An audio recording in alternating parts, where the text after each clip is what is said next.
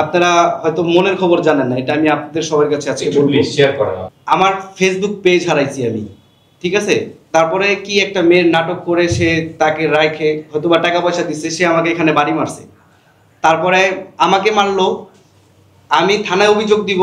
আমি অভিযোগ দেওয়ার আগে সে অভিযোগ দিয়ে আমাকে ওই রাত্রে ওইখানে রেখে আমাদেরকে থানায় পাঠিয়ে দিছে। এটা আমাদের সাথে অন্যায় হয়েছে। সেও একজন বাংলাদেশের নাগরিক, আমিও একজন বাংলাদেশের নাগরিক। তো সেই ক্ষেত্রে এটা আপনাদের কাছে প্রশ্ন ছুড়ে দিলাম যে এটা কি তার উচিত হয়েছে? তারপরে আমি আসলাম, তারপরে আমি দেখছেন যে আমার মাথা ফাটা, এটা নিয়ে আমি একটা লাইভ করছি। তো তারপরে আলম আমাকে মেসেজ দিছে, তোর আল্লাহর দোহাই লাগে তুই আমার বউয়ের সাথে মিশিস না। আমার খুব খারাপ লাগছে। আমি তখন বুঝতে পারলাম যে আলম ওকে ভালোবাসে।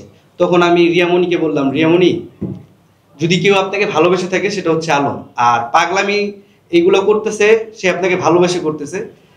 রিয়ামণি আমাকে বললো যে তোমার যে ক্ষতিগুলো করলো তুমি কিভাবে নিবা?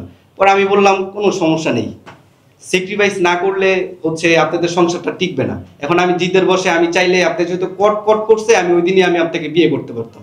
আমি কিন্তু সেটা করি নাই। সেকেন্ড বারের মতো কিন্তু আলম আমাকে এই যে কট একটা নাটকে ফাঁসাই দিল। আর কক্সবাজারের যে বিষয়টা আপনি বললেন, কমিটমেন্ট ছিল যে ও আমার বউয়ের সাথে ভিডিও করবে না।